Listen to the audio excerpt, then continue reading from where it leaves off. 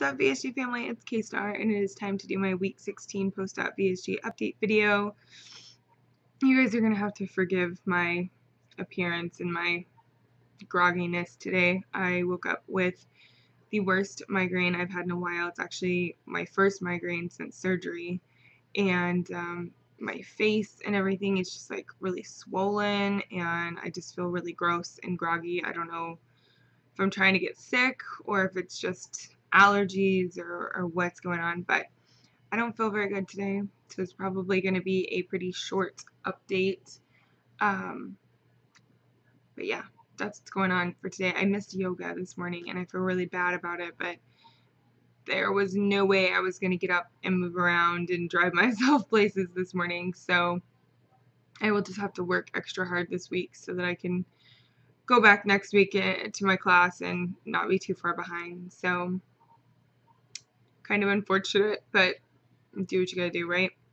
So, excuse me, I have the hiccups all of a sudden. It's happened to anybody else. I get the hiccups randomly all the time since surgery. It's so uncomfortable. I actually got the hiccups last week, like in the middle of doing a consultation with this woman. Like, she had an appointment, she sat down in my chair, and I'm trying to talk to her about what she wants her highlights to look like, and I cannot stop hiccuping, and we were just cracking up because it was so funny. It's like every time I opened my mouth to talk, I was like, ugh, you know?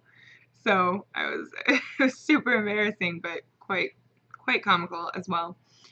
Random, I digress. But anyway, numbers for the week are decent. I started this journey at the weight of 301.2. That was my highest recorded weight.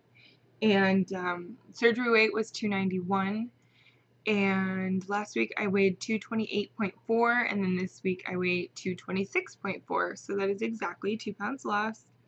I don't know if I mentioned this in an earlier video or not, but I did the math, and if I continue to hit the goal of 2 pounds a week, I can be at or just under 200 pounds by my birthday, which is on January 2nd. So that would be a nice birthday gift for sure. But I've said in the past that I don't want to put time limits on things because I don't want to set myself up for failure and get discouraged or whatever. But now that I know that, it definitely is a motivator to stick to my guns, you know, for the rest of the year and throughout the holiday season and not go crazy. So that's what I'm striving for, but I'm going to try not to be horribly disappointed if I'm not at that goal by then. But, I mean, got till January. It's still October.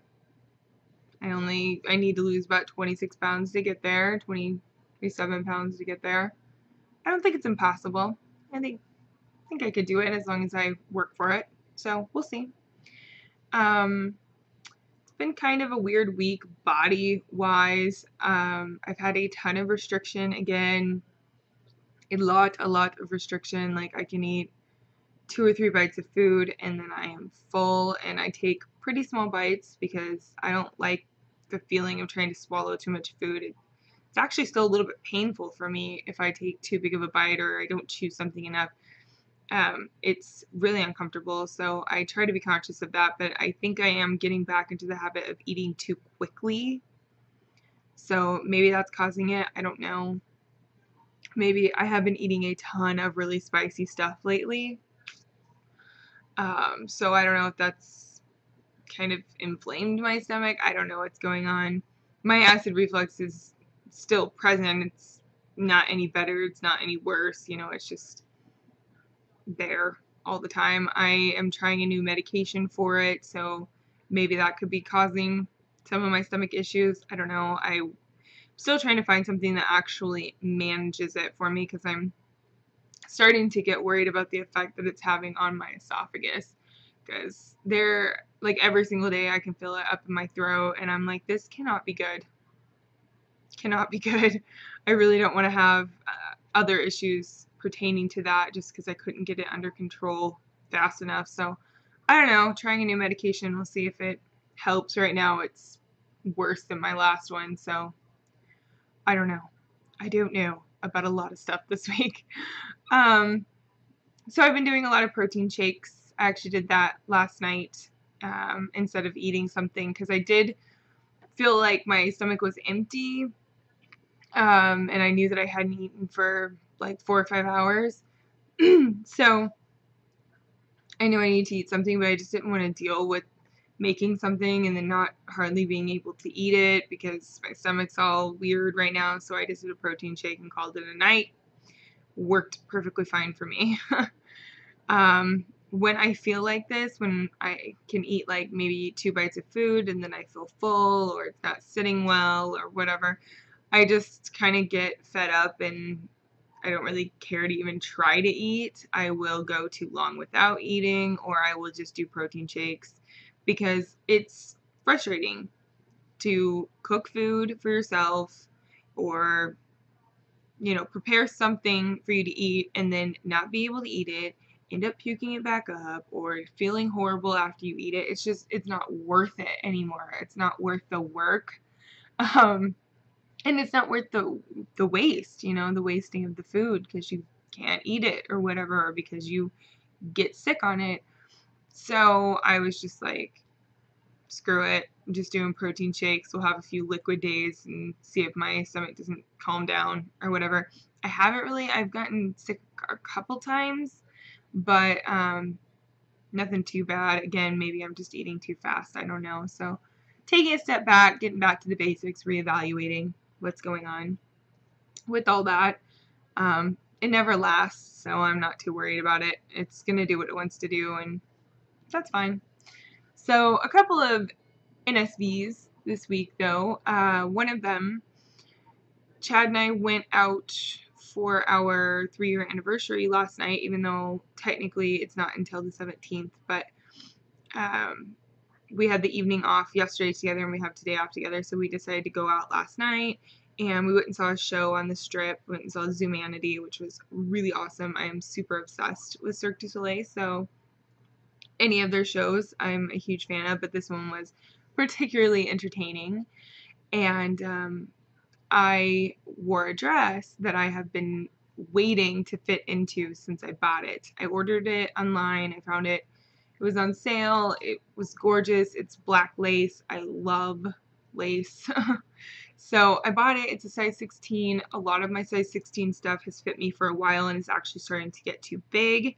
This dress, I guess just from the material it's made out of and the cut of it, it fits like a 14. It's really, it's a very small 16, I guess. And I haven't been able to fit into it and it looked flattering until now. I put it on Sunday night to decide, do I want to wear this or am I going to need to pick something else if this still doesn't fit right? And it fit very nicely. It looked good, so I was really excited that I could wear that. You know, it felt good to finally be able to put it on and be like, yay, it fits how it's supposed to. It doesn't look unflattering on my stomach or whatever. So I will like make the pic. I took a picture of us before we went out the other night, so I'll put that as like the thumbnail for this video so you guys can see the dress because it's super pretty. So I was excited about that, and I didn't even think about am I going to fit in the theater chair? I've never not fit into a chair, to be honest with you. Even when I was 300 pounds, I could always still fit. I've never sat somewhere and been like, I literally have to get up because I don't fit in this chair. I've definitely sat in things that I didn't fit into comfortably, but I never like got stuck in anything or something like that.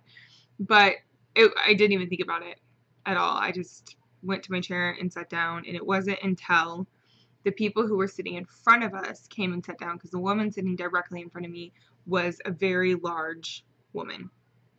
And as she was sitting down into her chair, I noticed that she had to like sort of force her hips past the arms on the chair.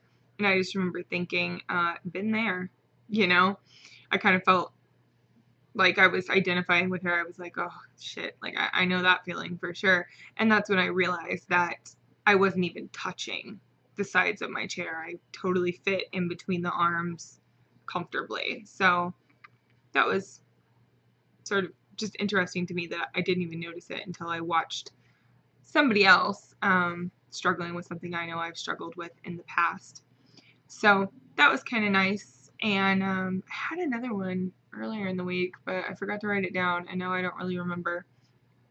But it was something sort of ridiculous. I don't know. I'll think of it probably right after I'm done making this video. But anyway, that was a nice NSV. I felt good about it. So, oh, I remember what it was.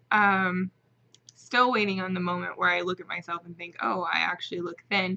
But I think I am getting there, because I was looking at some before and after pictures that I was showing to one of my clients, and she commented on how the lower part of my body especially has shrunk so much. And I noticed that when I look at pictures of myself, I'm literally looking from like here up. I don't really look at the lower part of my stomach, my hip area, or my thighs. And usually that's probably because that is what I crop out of all my photos. I take photos where it's like here up, because this part I can deal with, and the rest of it I don't even want to look at.